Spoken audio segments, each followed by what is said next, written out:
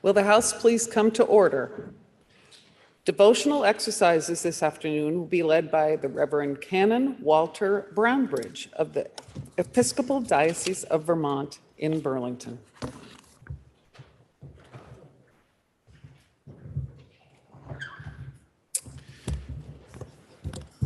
Thank you, Madam Speaker. I have for us today for a devotional a quote, an aspiration, and a brief prayer.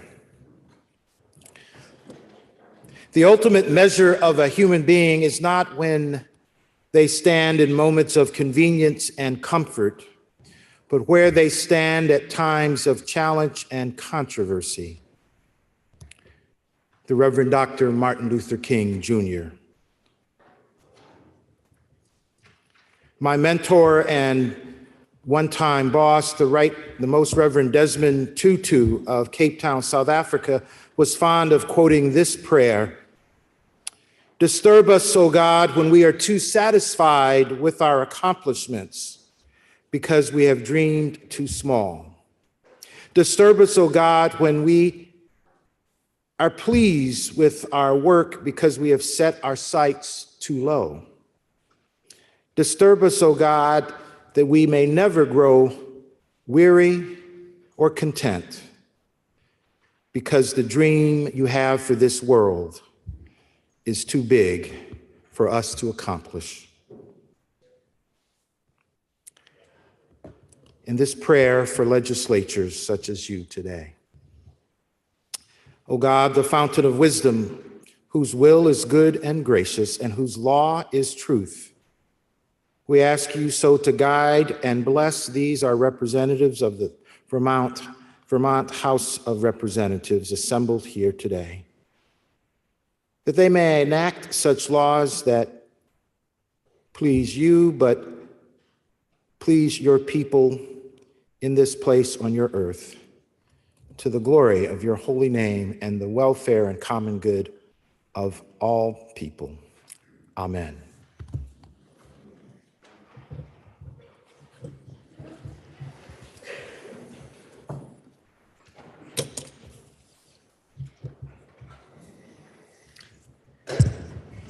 We have many bills for introduction this afternoon.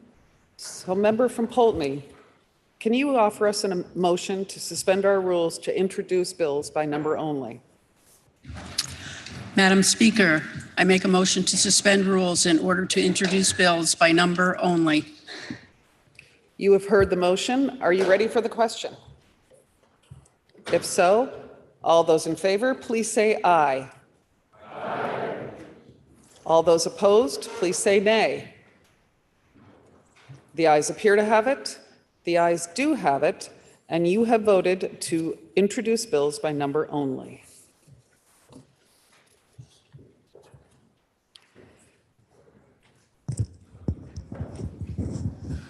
Please listen to the first reading of the bill. H208. To Human Services. H209. Committee on Education. H210.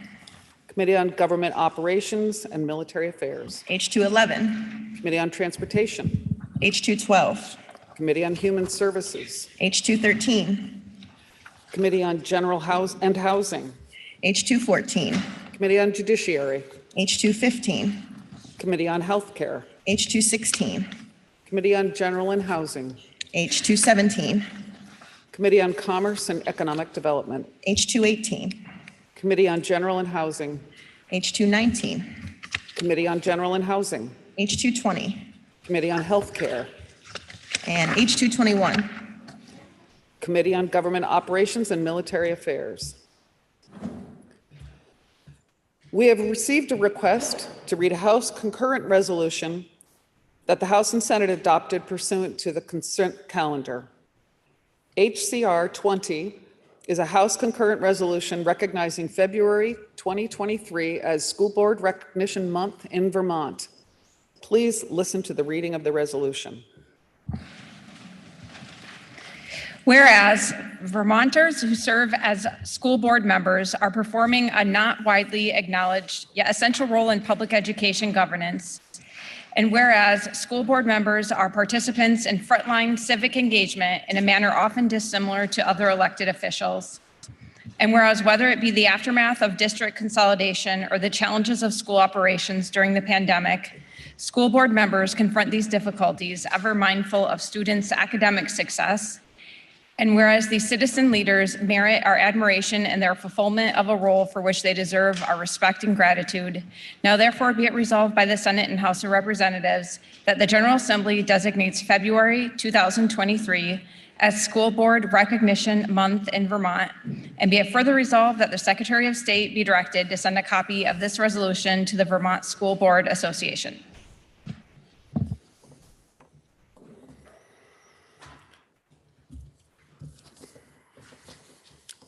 Are there any announcements? Member from Putney. Thank you, Madam Speaker. Today's devotional was presented by someone I've gotten to know over the last year as we've shared some social justice work with Vermont Interfaith Action. Reverend Brownridge came to his ministry later in life as he started out as a graduate of Georgetown Law School and then was a legislative staffer on Capitol Hill in Washington, D.C. Following his call to ministry, it led him to distant assignments, including Hawaii and then South Africa, where he was an assistant to Bishop Desmond Tutu. And now we're fortunate to have him here in Vermont, as his official title is Canon for Cultural Transformation, which is another way of saying assistant to the Episcopal Cardinal, and we are grateful to have him. Please join me in welcoming Reverend Walter Brownridge. Would the guest of the member and our devotional speaker please rise and be recognized by the member from Putney?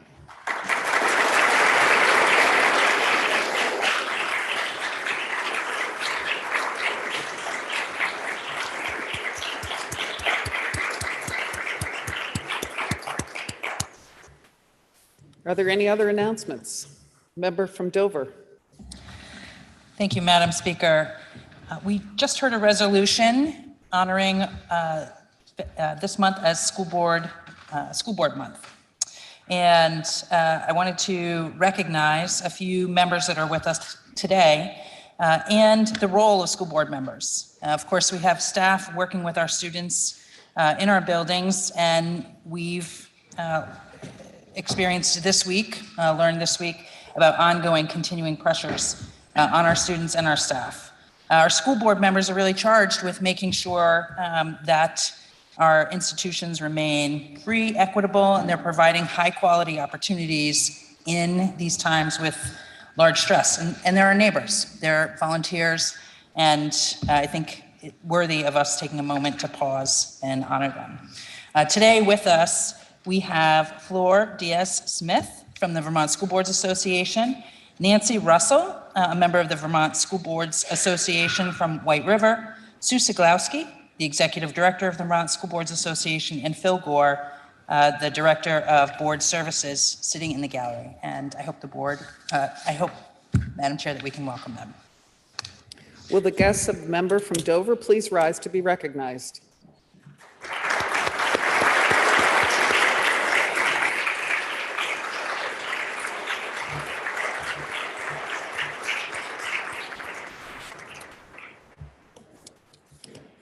Member from Brattleboro.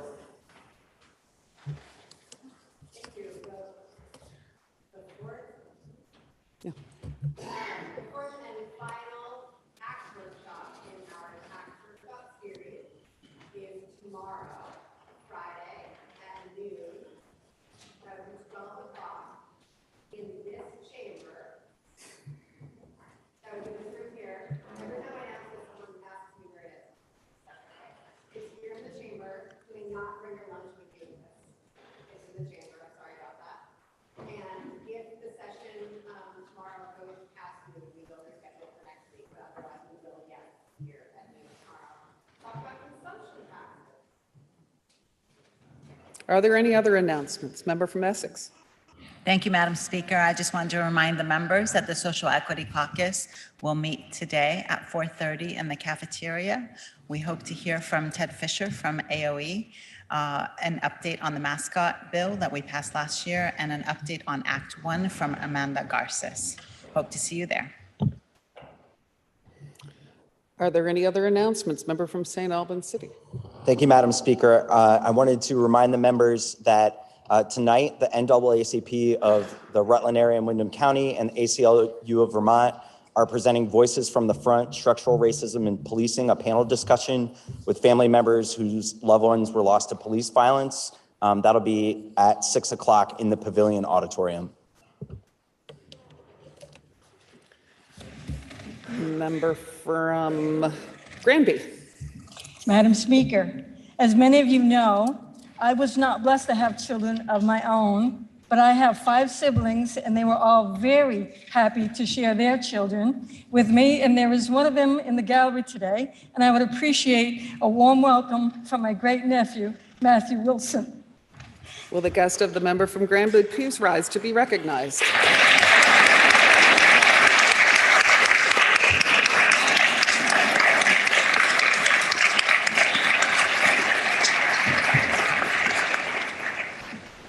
Are there any other announcements? Seeing none. Orders of the day.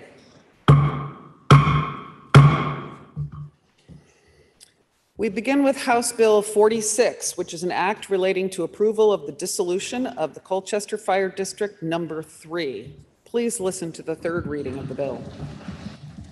H46, an act relating to approval of the dissolution of Colchester Fire District Number 3. The question is, shall the bill pass? Are you ready for the question? If so, all those in favor, please say aye. Aye. All those opposed, please say no. Nay. The ayes appear to have it.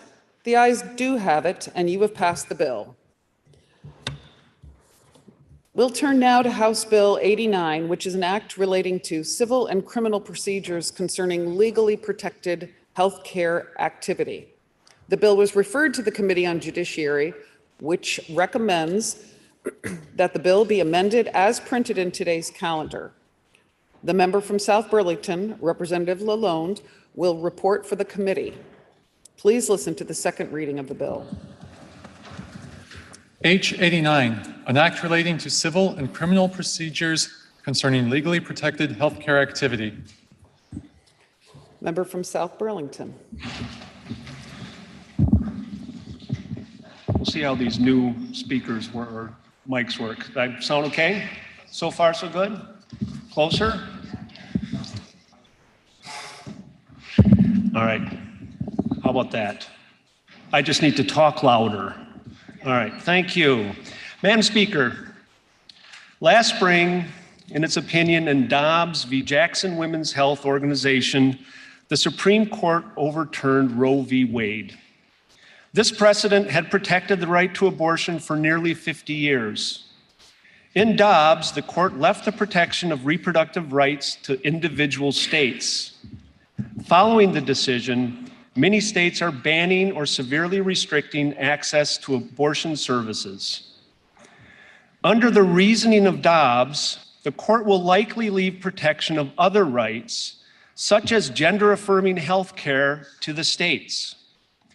Many states are now prohibiting transgender people from receiving gender-affirming care.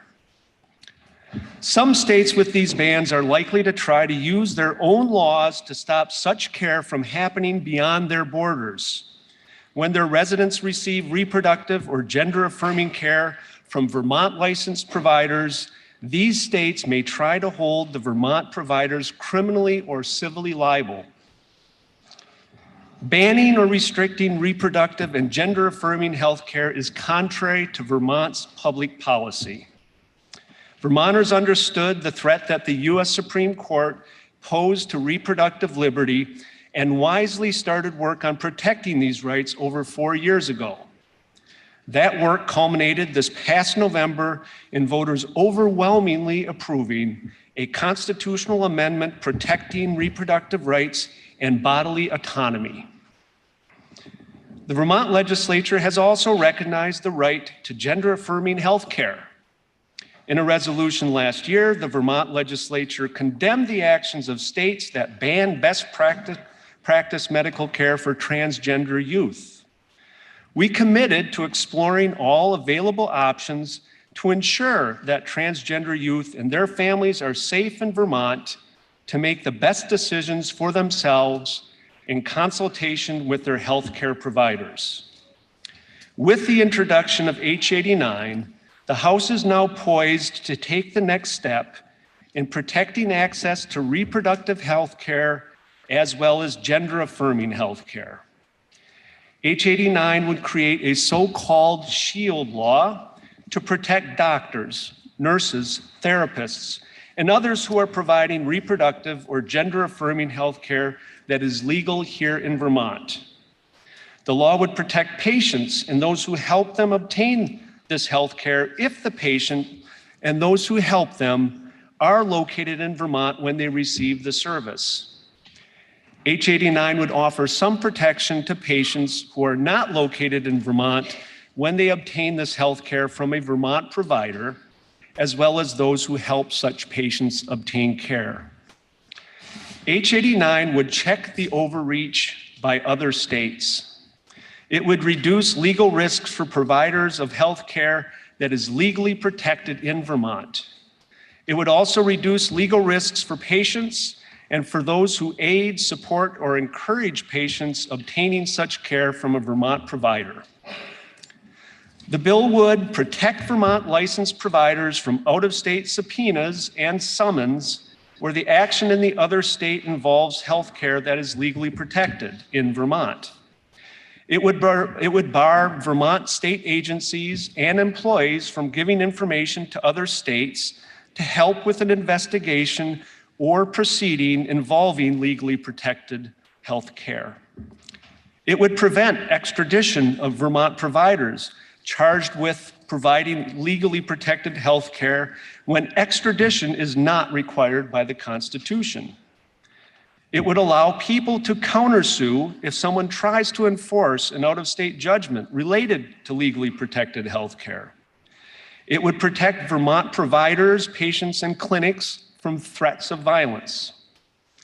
And it would protect the home addresses of patients and providers of legally protected health care. A separate bill that has been introduced in the Senate, S37, would ensure that medical professionals do not face punishment from licensing boards for protecting legally protected health care here in Vermont.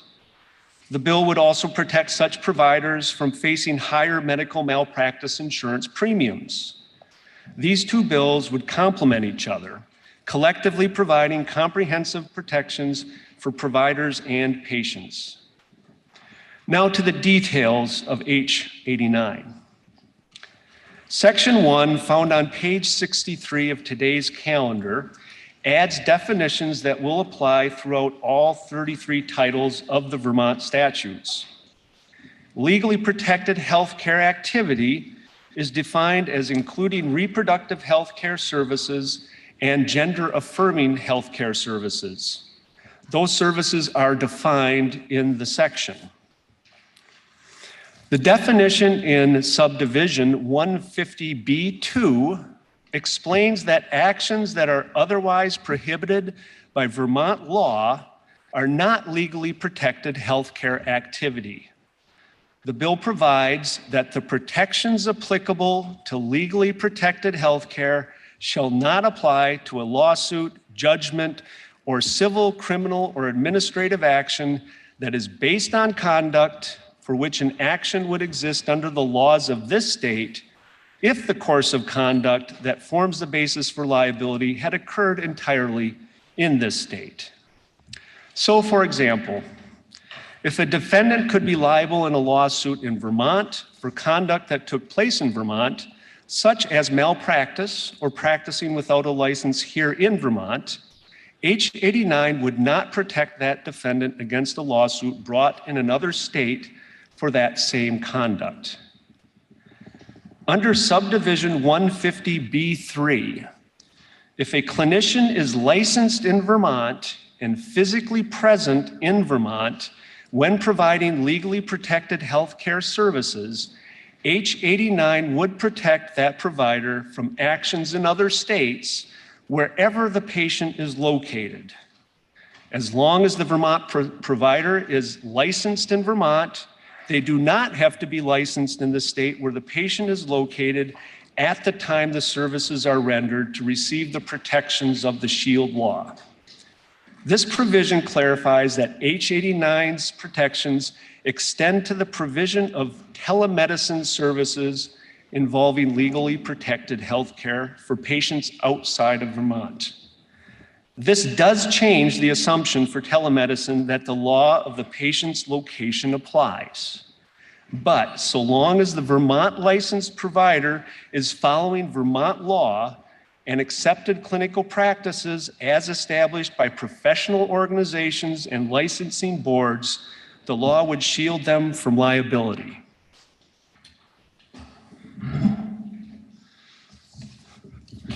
It's a little dry in here. Not my report. It is not dry. And it's about to get more exciting. Rather than proceeding straight through the bill, the best way to understand what the SHIELD law would do is to present a scenario and explain how the different provisions would protect a Vermont provider of legally protected healthcare services. Assume that a Vermont licensed clinician in Vermont supports a patient from Texas in obtaining an abortion. A Texas resident could use a Texas law known as SB 8 to sue the Vermont clinician to obtain a $10,000 bounty. Under H89, the Vermont clinician would be shielded from that lawsuit. Now, I'm going to skip around in reviewing H89 to explain how the bill would protect the Vermont provider. So beginning with section 3, starting at the bottom of page 64 of today's calendar, the Vermont provider will be protected from abusive litigation that is brought with the intent of suppressing the provision of healthcare services that are legal in Vermont.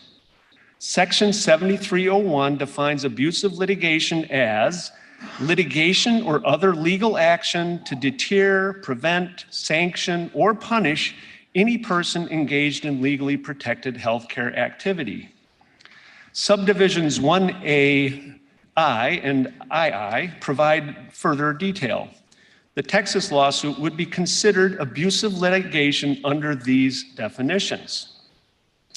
Subdivision 7301B clarifies that Vermont will consider such litigation to be based on conduct that occurred in Vermont if any act or omission forming the basis of the lawsuit occurred or was initiated in Vermont.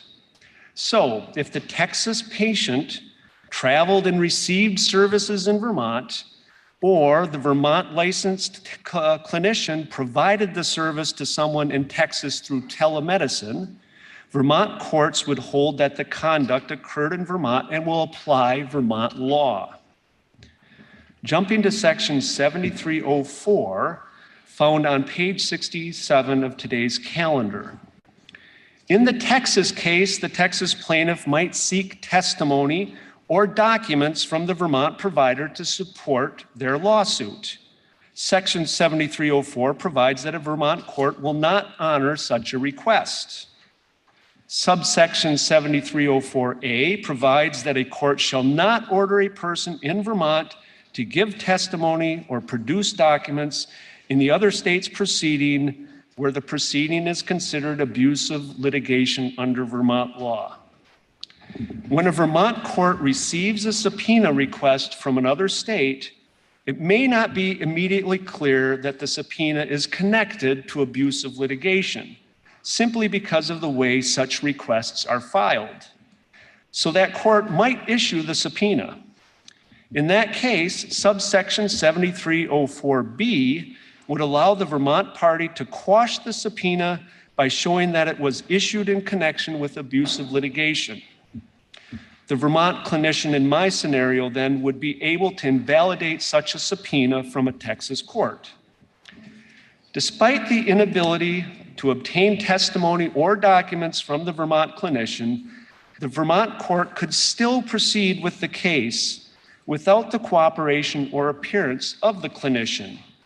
It could also issue what is called a default judgment against the clinician. But under H89, that is not the end of the story. So we turn to section 7302 on page 65 of today's calendar for those following along. Under this section, the Vermont clinician can bring a lawsuit in Vermont at this point against the Texas plaintiff for interfering with legally protected health care. This section establishes a new cause of action for tortious interference with legally protected health care activity. Subsection 7302B and C provide further details regarding what the tortious interference case would address. Subsection 7302D explains the relief available to the person, in my scenario, the Vermont clinician, including damages that could include the amount of the Texas judgment against the Vermont clinician, plus costs and attorney's fees. Subsection 7302E explains when a court can exercise jurisdiction over the party who brought the abusive litigation in the other state, here the plaintiff in the Texas case. Turning to section 7303 on the bottom of page 66 of today's calendar. Whether or not a tortious interference claim is brought and whether or not it was successful, the plaintiff in the other state can try to enforce its judgment in Vermont. In my scenario, the Texas plaintiff could seek to enforce their judgment in a Vermont court. The Vermont court can enforce that judgment, but only if the Texas court, 1, had jurisdiction over the Vermont clinician, and 2, provided the clinician with due process. These are fairly complicated legal standards. The standards for showing jurisdiction certainly can be complicated, but in short, jurisdiction probably could be established if the Vermont clinician had certain contacts with Texas, such as having an office or practice there. Due process is also complicated, but at a minimum, the Vermont clinician would have to have been given notice and an opportunity to be heard in the Texas case. In addition, the Vermont court could decline to give effect to the Texas judgment if it finds that the judgment is penal in nature. Whether it is penal in nature is also a complicated issue. If it is clear that the civil judgment is not intended to compensate the plaintiff, but is instead to punish, deter, or sanction the Vermont clinician, a Vermont court could very well find the judgment to be penal and would therefore not give it effect. These issues are certainly ones that future lawsuits will likely clarify. Turning your attention to subsection 7303B on the top of page 67 of today's calendar. This provides for a 5-year statute of limitations for the enforcement of judgments from another state referred to as foreign judgments, where those judgments are issued in connection with abusive litigation involving legally protected health care. A 5-year statute of limitations is in line with what other states impose for the enforcement of foreign judgments. In our Texas scenario, the Texas plaintiff would have to seek enforcement in a Vermont court within 5 years of receiving their judgment in Texas. Before I discuss one more provision of H89 in the context of the scenario that I laid out, I'm going to address a few other provisions that are in section 4 of the bill. Subsection 7302F on page 66 of today's calendar provides that the tortious interference cause of action may not be brought if the other state's lawsuit or judgment is based on conduct for which there is a right to sue in Vermont, including any contract, tort, common law, or statutory claims. In other words, if the lawsuit could have been brought under Vermont law, a tortious interference claim would be disallowed. Subsection 7302G excludes the attorney representing the out-of-state party from liability under the tortious interference cause of action. Section 7305 on page 67 of today's calendar clarifies that Vermont law will apply in any case in Vermont involving legally protected health care. Section 7306 bars certain entities from cooperating with those in other states who are investigating or proceeding against Vermont's legally protected health care services. No Vermont public agency or employee may knowingly provide information or use resources to help with an interstate investigation or proceeding that seeks to impose civil or criminal liability on someone in Vermont based on legally protected health care services. Subsection 7306B provides certain exceptions to this prohibition. Now let's back up to Section 2 of H89, which is found on page 64 of today's calendar. This section prevents the misuse of Vermont's anti-SLAPP statute. The term SLAPP is an acronym for Strategic Lawsuit Against Public Participation. Vermont's anti-SLAPP statute allows a defendant to avoid liability in actions arising from the defendant's exercise in connection with a public issue of the right to freedom of speech or to petition the government for redress of grievances. Section 2 would bar a defendant faced with a tortious interference claim from relying on the Vermont anti-SLAPP statute. The court would not consider the tortious interference claim as suppressing freedom of speech or the right to petition. To illustrate, let's go back to my scenario. Assume an individual in Texas obtains a judgment in Texas against a Vermont provider who has helped a Texas resident receive an abortion. The Vermont provider files a case alleging tortious interference with legally protected healthcare activity, the cause of action created in Section 3 of the bill. Without the exception in H89, the Texas defendant could seek to end the tortious interference case through use of Vermont's anti-SLAPP statute. The defendant could claim that the Vermont tortious interference case impinged on their rights to free speech. But Section 2 of H89, amending the anti-SLAPP statute, would foreclose this attempt. Now, having covered Section 3 of the bill, I will skip ahead to Section 4, which begins on page 68 of today's calendar. The provision prohibits interference with access to a healthcare facility. It is modeled after a federal law called the Freedom of Access to Clinic Entrances, a law that has been upheld by federal courts. The federal law imposes a criminal penalty, but H89 imposes a civil fine. Subsection 1033A provides findings explaining that all persons must be able to access healthcare facilities for the purpose of obtaining legally protected healthcare activity. This right is to be balanced against the right to protest those procedures, but willful obstruction should be prevented. Subsection 1033B provides relevant definitions, including what is meant by healthcare facilities and what is physical obstruction. Subsection 1033C1 prohibits anyone from using force or threat of force to knowingly injure, intimidate, or interfere with a person's access to legally protected healthcare or attempting to do so. Subdivision 1033C2 prohibits anyone from knowingly damaging the property of a healthcare facility that provides legally protected healthcare. I will note that these prohibited activities can also result in criminal liability under provisions of our existing criminal code, including those related to trespassing or disorderly conduct. This provision in H89 provides a civil fine to provide an other option for addressing such interference. Subsection 1033D provides a $300 civil penalty. Subsection 1033E clarifies that this section does not prohibit conduct or expression that is constitutionally protected.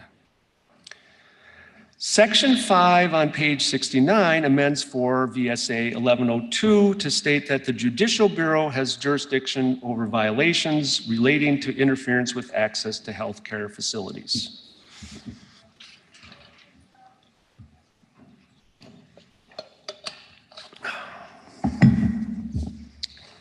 The next two sections address situations when another state has brought a criminal case against a Vermont provider of legally protected healthcare activity. To provide context, I'll explain another scenario. Alabama law provides that anyone who engages in or causes a transgender minor to receive gender-affirming care faces a felony punishable by up to 10 years in prison or a fine up to $15,000. Assume that a Vermont licensed therapist located in Vermont provides services related to gender-affirming care via telehealth to an Alabama family. An Alabama district attorney seeks to prosecute the therapist and the minor's parents. The DA seeks to have the therapist extradited to Alabama to face charges. Under Vermont's current extradition law, if the Vermont licensed therapist had provided services while located in Alabama and then traveled back to Vermont, the therapist would be considered a fugitive and Vermont would have no choice but to extradite therapists. However, because the therapist in this scenario was located in Vermont when providing the services, extraditing the therapist under current law would be discretionary. Section 6, located on page 69 of today's calendar, amends Vermont's extradition law to take away that discretion.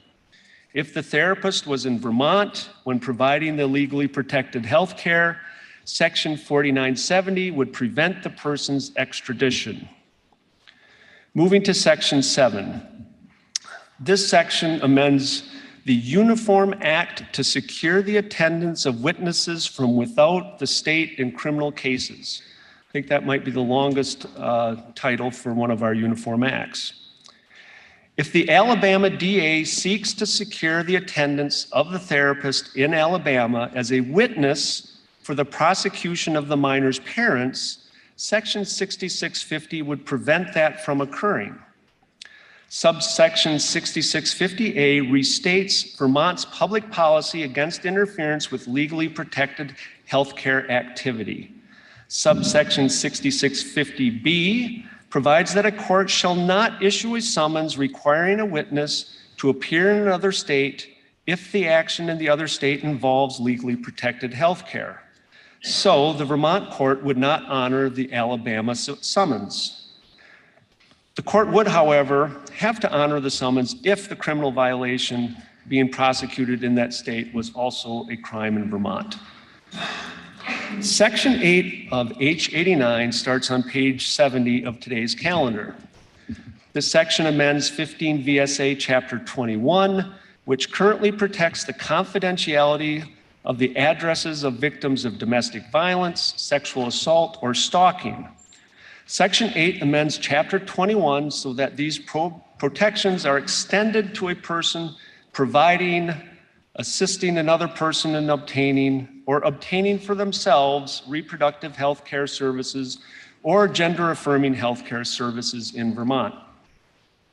Subdivision 1150A2 finds that such individuals may be harassed, intimidated, or threatened because of their legally protected health care activity. Subsection 1150B explains that the Address Confidentiality Program allows state and local agencies to respond to requests for public records without disclosing the location of protected persons. Section 1151 provides definitions, adding cross-references to the definitions of gender-affirming healthcare services and reproductive healthcare services. And Section 1152 sets forth the application process for inclusion in the confidentiality program. subdivision 1152A1A, small Roman numeral 2, adds persons providing, assisting with, or obtaining reproductive or gender-affirming healthcare services in Vermont. Section 8 also includes a variety of requested non-substantive edits to clean up the language of this chapter. Section 9 provides the effective dates of the bill. Sections 1 to 7 take effect on passage. Section 8, the confidentiality provision, takes effect on September 1st, 2023. In my review of H89 to this point, I have focused on the protections for those in Vermont, particularly for those who provide legally protected health care services.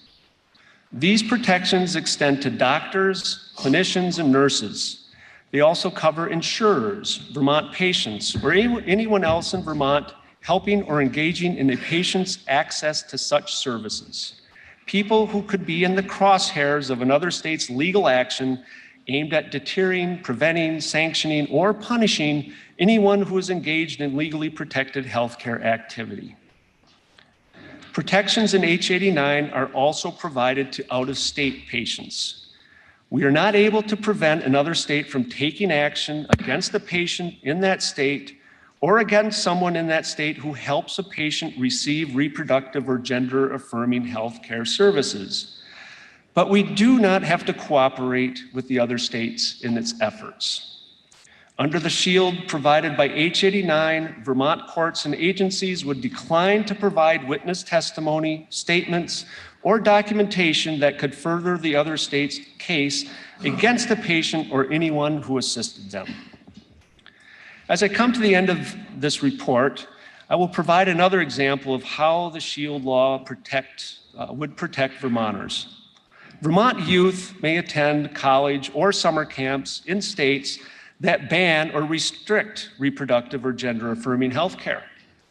That Vermonter may access reproductive health care in that other state from a Vermont provider or continue to work by telehealth with their Vermont therapist on topics considered gender-affirming health care. The shield law would protect the doctor-patient relationship in the manners I have described. The provisions in H89, the H89 shield law, and similar shield laws in other states will raise new and interesting legal questions. Having said that, we have heard from several legal experts, including a law professor, Vermont Solicitor General in the Attorney General's office, the Chief of the Criminal Division of the Attorney General's office, the ACLU, and other attorneys and legislative counsel, who all have said that under current law, H89 is constitutional. Before I list our witnesses, I will highlight some of what H89 does not do. It does not change Vermont statutes or the medical community's guidelines related to reproductive or gender-affirming health care. It does not change the standards of care or how the standards of care are determined. It does not affect existing statutes or guidelines regarding a minor's ability to consent for such care. So the committee heard from the Executive Director of the Vermont Medical Society, the Director of Policy and Organizing of the Vermont Network Against Domestic and Sexual Violence, Legislative Counsel, the Attorney General, a professor of law from Drexel University, senior staff attorney at GLBTQ Legal Advocates and Defenders, a doctor at the Adolescent Medicine Division of the Vermont Child Health Improvement Project at the University of Vermont Medical Center, the Deputy Secretary of State, a doctor from West Windsor, Vermont, the President of the Vermont Family Alliance, the Vice President of Public Policy for Planned Parenthood of Northern New England, Legislative and Assistant Appellate Attorney at the Vermont Department of State's Attorneys and Sheriffs, an obstetrician and gynecologist from the University of Vermont Medical Center, a member of the Vermont Family Alliance, Chief of the Criminal Division of the Attorney General's Office, the Deputy Defender General and Chief Juvenile Defender of the Defender General's Office, Executive Director of the Vermont Bar Association, the Advocacy Director of the ACLU of Vermont, the Solicitor General of the Attorney General's Office, the Director of Government, Public and Media Relations of Blue Cross Blue Shield of Vermont, and the Chief Superior Judge of the Vermont Judiciary. Vermont cannot change the fact that many states have made abortion and gender-affirming care illegal. We cannot change the fact that many states have restricted or denied access to such health care. But what we can do with this bill is protect Vermont licensed healthcare providers and people who obtain or help others obtain reproductive or gender-affirming health care from Vermont providers from the very real threat that other states pose.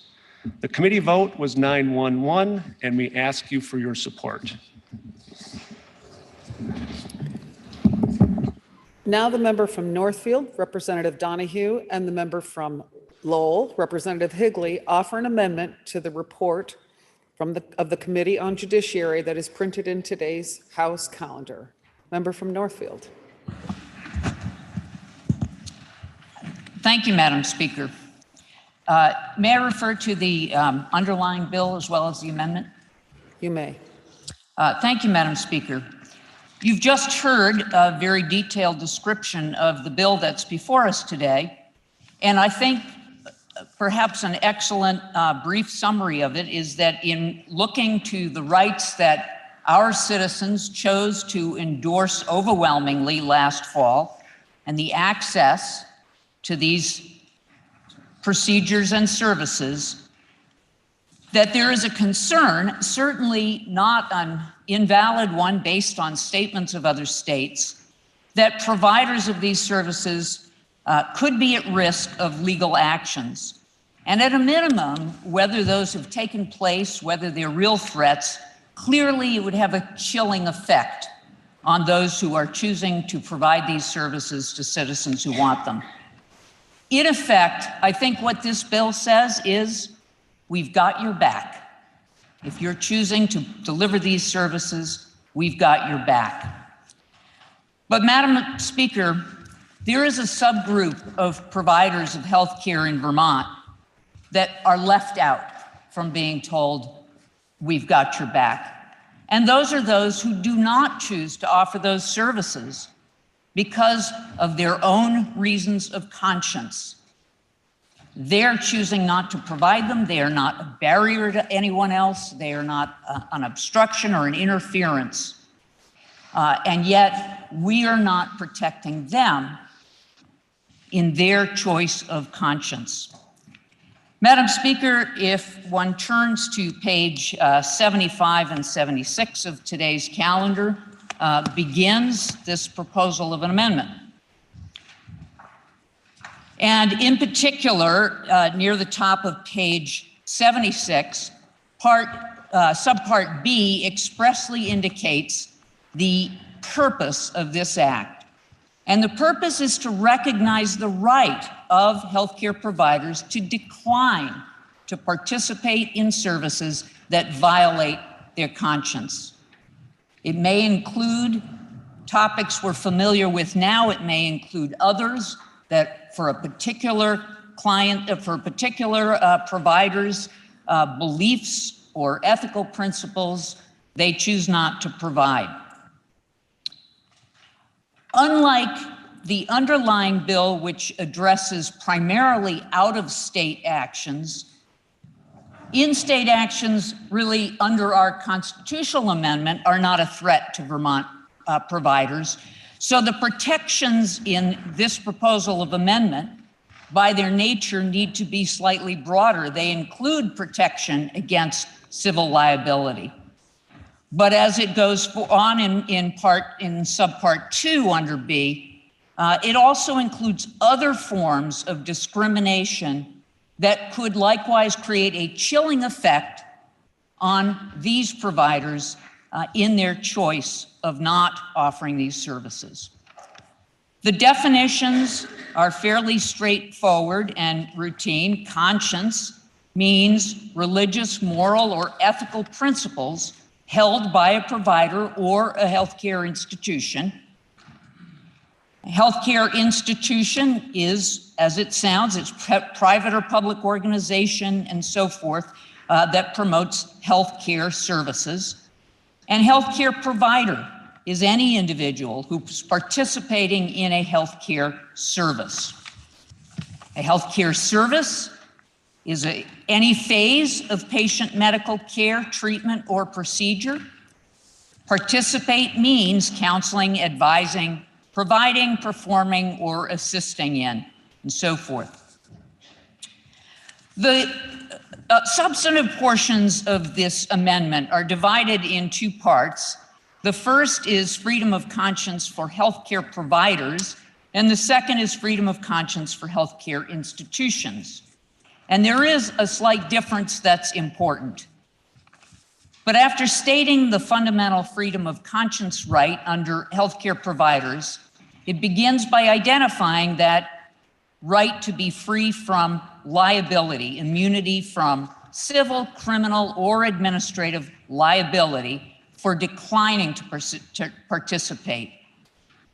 The second part, under C, relates to discrimination, not being allowed to be discriminated against in any way by public or private institutions that certify medical specialties, or number two, discrimination against your job position, refusal of staff privileges, certification, and so forth. The second piece on healthcare institutions has an important distinction under Part B, and that is that the healthcare institution is obligated to let patients know that if in fact they are choosing to not provide a particular service because it violates its conscience as stated in its bylaws, then it can't be liable if it provides notice to a patient before admission, stating that it does not provide those services. So a person can't be taken by surprise after they've already been admitted and are asking some sorts of services. The discrimination is similar. Denial of aid or benefit is protecting the institution from being denied any kind of assistance or grants in order to attempt to coerce them to provide services contrary to their conscience.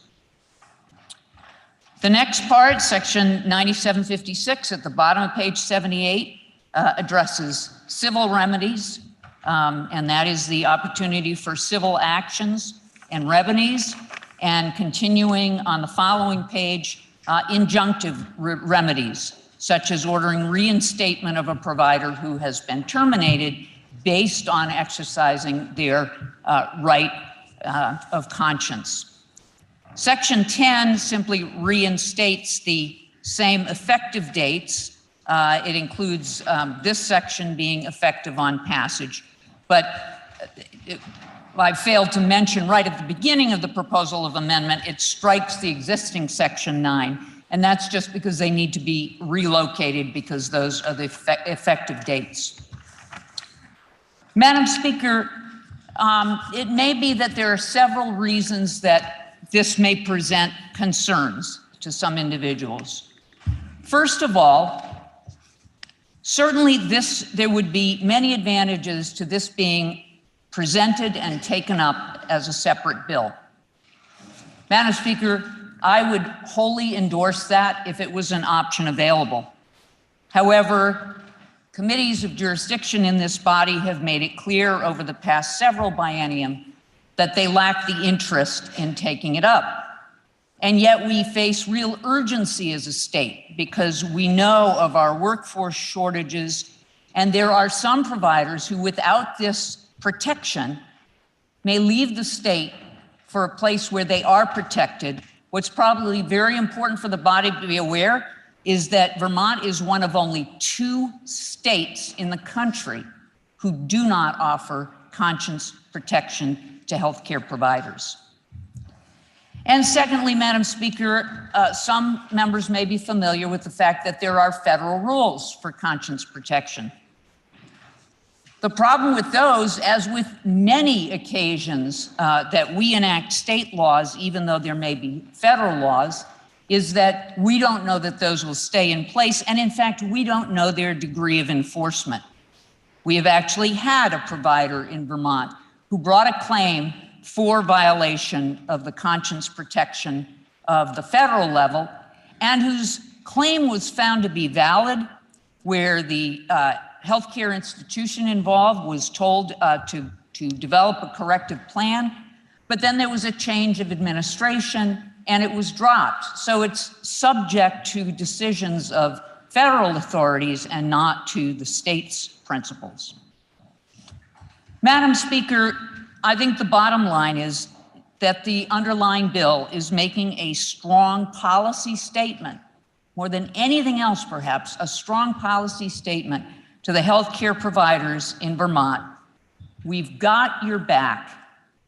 And I think it's really critical at the same time to make that same statement to those who, based on their conscience, choose not to provide these services, and to let them know we've got your back as well. I urge the body to accept this proposal of amendment.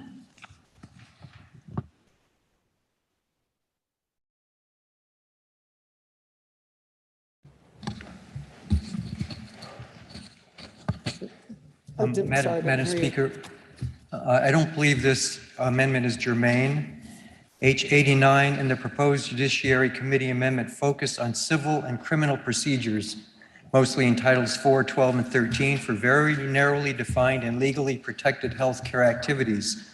The proposed amendment addresses health care administration in Title 18 and drastically expands the scope of defined healthcare services, including topics such as human cloning, stem cell research, and euthanasia. Quoting Mason's manual, to be germane, an amendment must be relevant, appropriate, and in a natural and logical sequence to the subject matter of the original proposal. So again, I don't believe this is a germane amendment. Will the member from Heartland and the member from Northfield please approach the podium?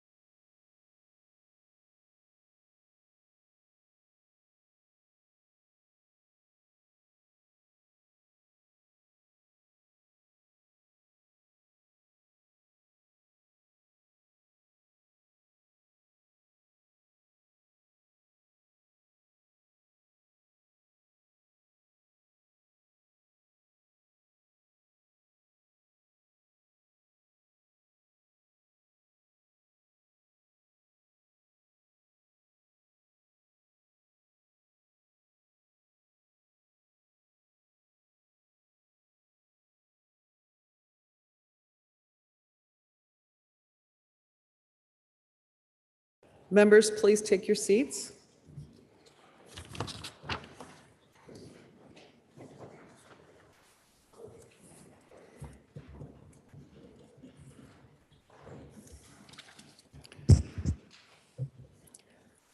Member from Heartland, I find your point of order well taken. Mason Section 402 requires an amendment to be germane to the proposal to be amended. This rule requires that an amendment be relevant, appropriate, and in a natural and logical sequence to the subject matter of the original proposal. Here, in this situation, the bill as introduced and then the Judiciary Committee report would make access to reproductive care and gender-affirming health care services a legal right. And it would provide civil and criminal procedures to protect the rights of people obtaining or providing those two legally protected healthcare activities. However, the amendment deals with a different topic and introduces an independent question, which is whether a healthcare provider or institution has a legal right to not participate in any healthcare services that may violate their consciences. So because the amendment would change the purpose, scope, and object of the underlying bill, I find your point of order well taken because the amendment is not germane and therefore it can't be considered.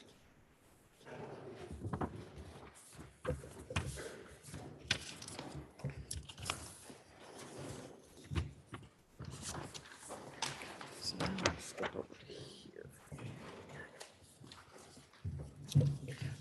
Now the question is, shall the bill be amended as recommended by the Committee on Judiciary?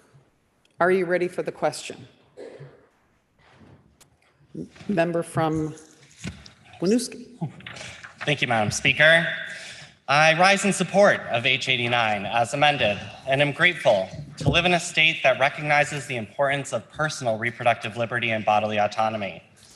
As we have been reminded, and I'm sure we'll be reminded many more times, Vermonters overwhelmingly supported Article 22 this past election, which updated our state constitution to enshrine the right of every individual to make decisions about their own bodies and health. Now, we must do all that we can to protect and uphold this fundamental right.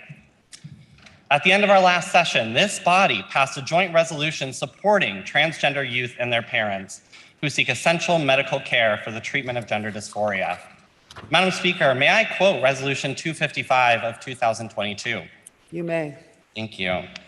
Resolved by the Senate and House of Representatives that the General Assembly condemns the actions of states to ban best practice medical care for transgender youth and prosecute parents for seeking such essential care for their children. And be it further resolved that the General Assembly shall explore all available options to ensure that transgender youth and their families are safe in Vermont to make the best medical care decisions for themselves in consultation with their healthcare providers. Despite the progress that we have made as a state, as a nation, we continue to face direct threats to these rights from anti-LGBTQ and anti-abortion legislation being put forward across the United States. As of today, there are 88 bills in 25 states that have been introduced in this legislative session aiming to limit or criminalize access to gender-affirming care. Vermont's strong support of evidence-based gender-affirming healthcare and the assertion that access to such care is a right is powerful, especially at a time when many state legislatures pass unprincipled laws restricting a parent's ability to care for their children and putting transgender young people in harm's way.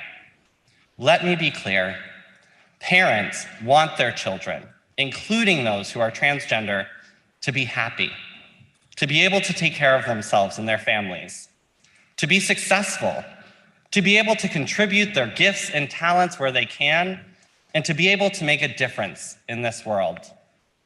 We must not let these national efforts to restrict access to legally protected healthcare succeed. As Vermonters, we know that personal reproductive autonomy is central to the liberty and dignity of every individual and must not be denied or infringed upon. Access to safe and legal abortion care is a fundamental right that must be protected for all individuals. No one should be denied this right based on who they are, who they love, or where they live. And we, as state leaders, must continue to stand in solidarity with the transgender community and fight for the right of youth to receive life-saving, gender-affirming care. The legislation before us today underscores our state's commitment to defending the rights of all Vermonters to access the care that they need and for providers to deliver the care that we need. I implore all of my colleagues to join me in supporting this legislation and to stand up for the rights of every individual to make decisions about their own body and health. Together, we can further protect the right to personal reproductive autonomy and ensure that everyone in Vermont has access to safe and legally protected healthcare services. Together, we can work towards a world where everyone can live their most fulfilling life without interference or discrimination. Thank you.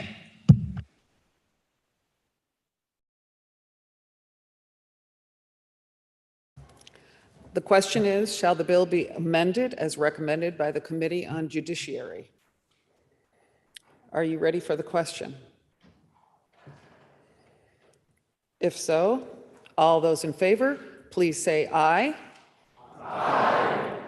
All those opposed, please say nay. The ayes appear to have it. The ayes do have it, and you have amended the bill. Now the question is, shall the bill be read a third time? Are you ready for the question?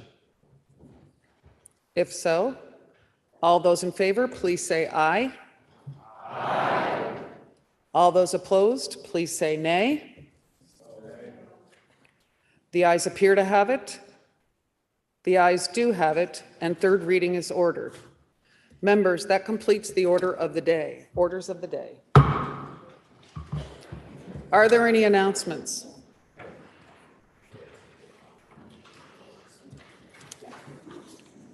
Seeing none. Member from Poultney, can you please offer us a motion to adjourn until Friday, February 10th, 2023 at 9:30 a.m.? Madam Speaker, I make a motion this body stand in adjournment until Friday, February 10th, 2023 at 9:30 a.m. The member from Poultney moves that we adjourn until Friday, February 10th, 2023 at 9:30 a.m. Are you ready for the question? If so, all those in favor, please say aye. Aye. All those opposed, please say nay. The ayes appear to have it. The ayes do have it, and this body stands in adjournment until tomorrow at 9:30 a.m.